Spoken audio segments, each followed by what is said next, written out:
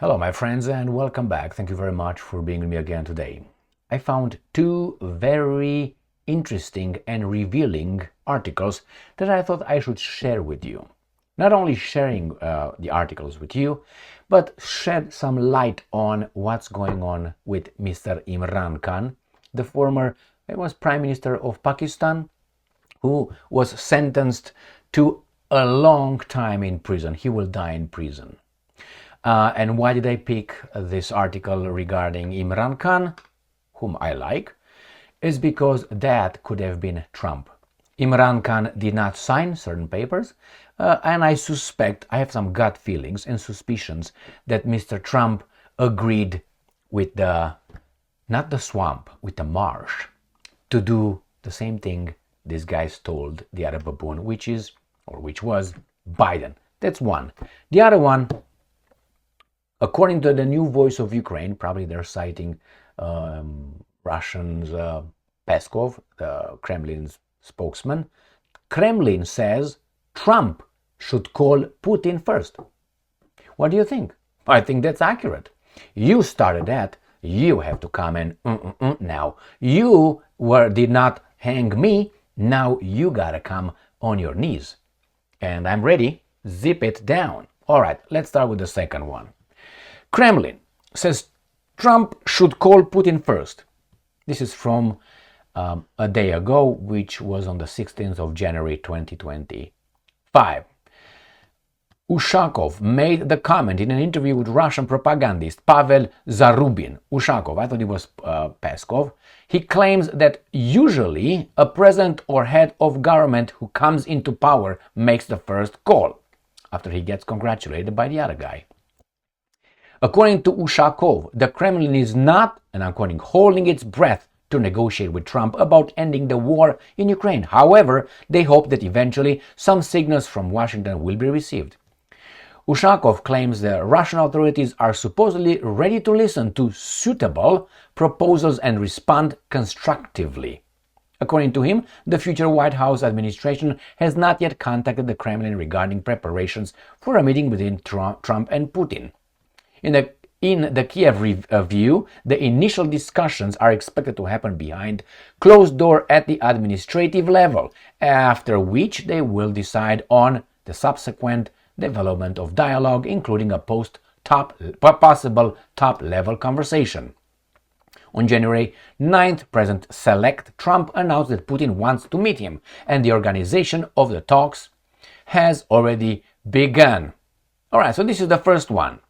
So, this is Mr. Shakalov, Bakalov, Ushakov.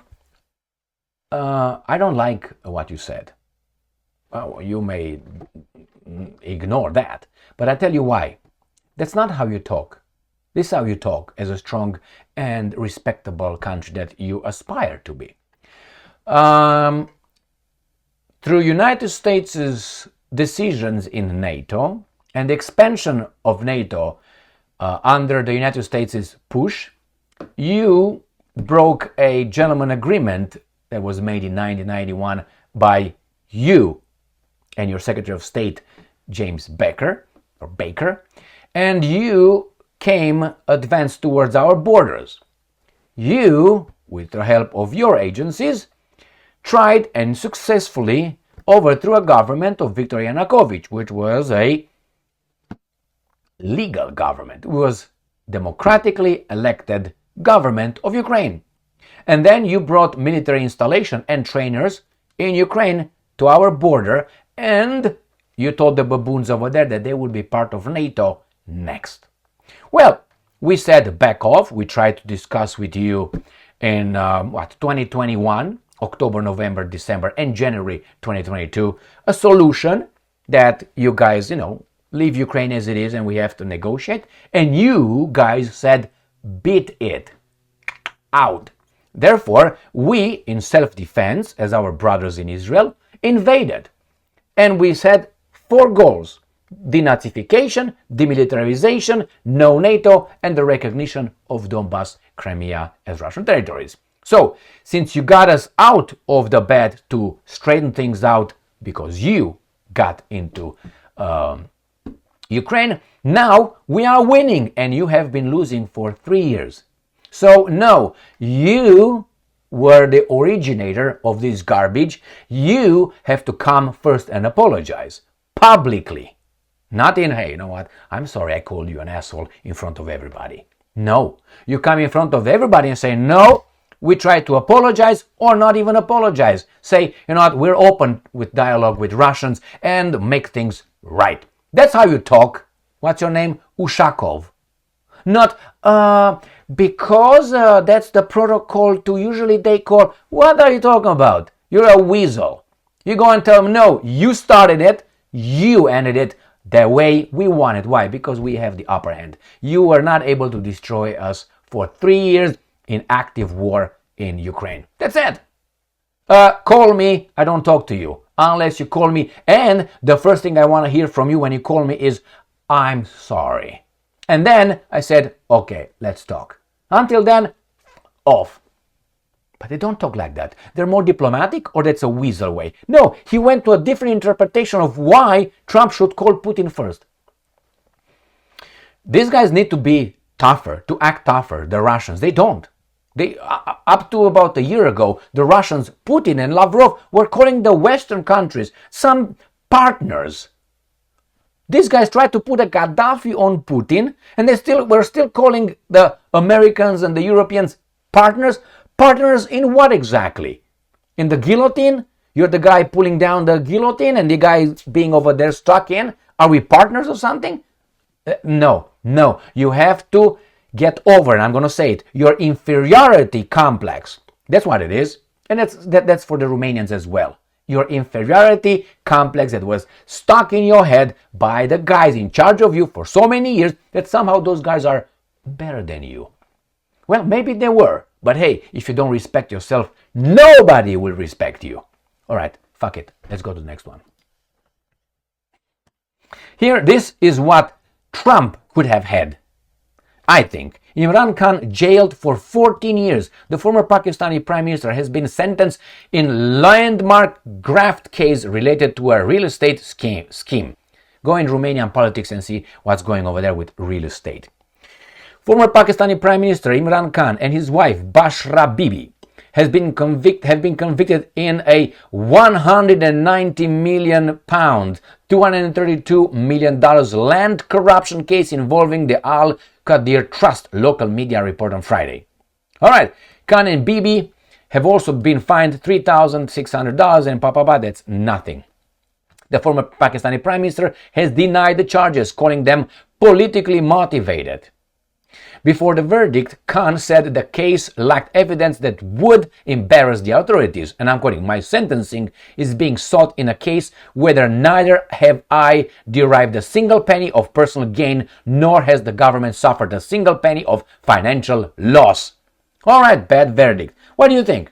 Well, let's see what caused the ball to start rolling for Mr. Imran Khan. I don't care about him or those guys over there. But for me, that sounded very similar to what these guys were trying to do to Trump, which is, you're not following the script, we're going to find something. And we don't find something, we make up something. And our media, the operatives, will cover for us. All right? So Imran Khan, when the Russians invaded Ukraine unprovoked and blah, blah, blah, blah, the evil guy, just because they want to create the Soviet Union back. That's the propaganda, okay? Imran Khan went to Moscow and spoke to Putin. That's a no-no. As an independent country, and if you are, which you're not, Pakistan is not an independent country, is that the United States is, boom, receives billions of dollars, CIA has operatives over there, hit wherever they want. No, okay?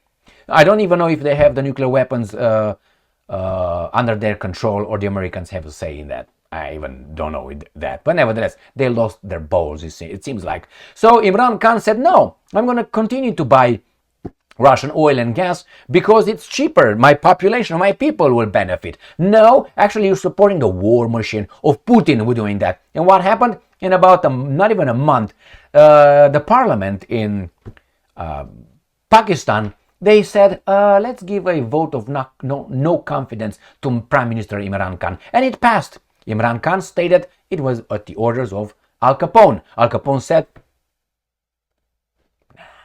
Okay, because you can trust Al Capone. So that's how it all started with Mr. Imran Khan. They tried to prrr him on a few occasions. He was shot. These guys went to his house. They arrested him, put him in jail for some time, and so on. And right now they say, you know what? You're not cooperating, boy. You're not getting it. You what, 70-some, 74-year-old or whatever, how old you are? 14 years? Good luck to you. But Trump was going the same route. And somehow in the 2024, it's shift and 2023 end. Like the media was not these baboons, the operatives stopped, attacking him so harshly as they did in 2020 and 2016. Remember those personalities, those athletes, the bouncer, and the actors, those guys, fuck you, Trump. Those guys were vicious. Right now, they were not promoted.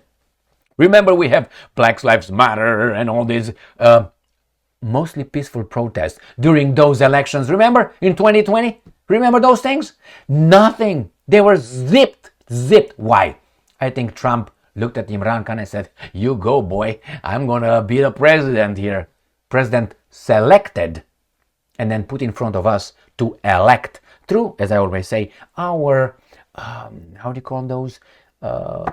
Voting machines, electronic voting machines. That's baboonish. So here it is, my friends. Khan does not cooperate with the investigation. I think the other guy did. And you'll see. You know how you will see? Through the policies implemented. You'll see what Trump will do. And then you're going to assess if he really moved a little bit from what the other guys told Biden or not. A little bit. It probably is going to be like 5 degrees. Like that. No more than 5 degrees. That's the deviation. Thank you very much for being with me again today. Stay strong, stay smart, look for the truth, and be just.